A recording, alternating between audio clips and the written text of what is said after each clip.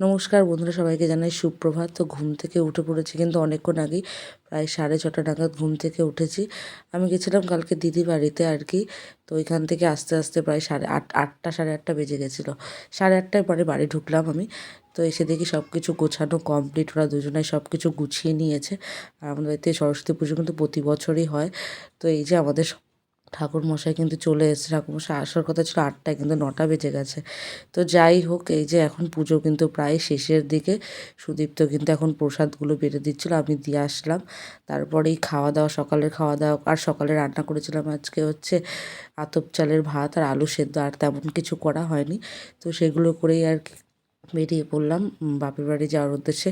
ভেবেছিলাম ঘুরতে যাব, তার যাওয়া হয়নি কোথাও। তো বাপের বাড়িতেই গেলাম। তো রাস্তায় কিন্তু আজকে অনেক লোকজন, সবাই শাড়ি পরে লাল হলুদ, সে কমন একটাই কালার, হলুদ কালারটা সবাই বেশি কম বেশি পরে। তারপর তো যার যার মতো, যে যার যার পছন্দ মতো তো পরবেই। তো যাই হোক, এই যে বাপের বাড়ির রাস্তায় কিন্তু আমি চলে এসেছি।